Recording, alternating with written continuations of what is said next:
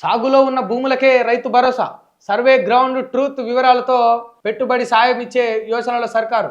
వచ్చే యాసంగి నుంచే కొత్త విధానం, శాటిలైట్ మ్యాపింగ్ ఆధారంగా సాయం, వానాకాలం డేటానే ప్రామాణికం. ఇప్పటికే అందుబాటులోకి వచ్చిన సర్వే వివరాలు. రాష్ట్రంలో ఉన్న పట్టా భూమిలో 20 లక్షల ఎకరాల్లో సాగు తేడా.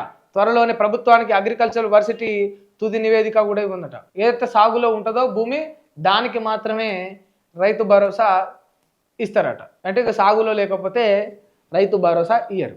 ఏమైతుంది చేస్తే?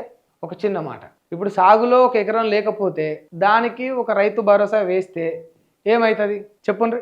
సాగులో ఉన్న భూములకే వేస్తా అంటారు కదా, సాగులో లేకపోతే ఒక ఎకరానికో 2 ఎకరాలకు రైతు భరోసా పడితే ఏమవుతుంది? లిమిటెడ్గా పెట్టండి. 100 ఎకరాలు కూడా వేయకున్నా సరే ఒక 5 ఎకరాలు ఉన్న దానికో ఇంకో దానికో పెట్టి చేయండి కదా. నష్టం ఏం జరుగుతుంది? ఇప్పుడు మామూలుగా కొందరు పేద కుటుంబీకులకు 1 ఎకరమో 2 ఎకరాలు ఉంటుంది. వాళ్ళు అక్కడే ఉండి వ్యవసాయం చేసి ఆ 1 ఎకరం 2 ఎకరాలలో వాళ్ళు పెద్ద సంపాదించుకునేది ఏమి ఉండదు.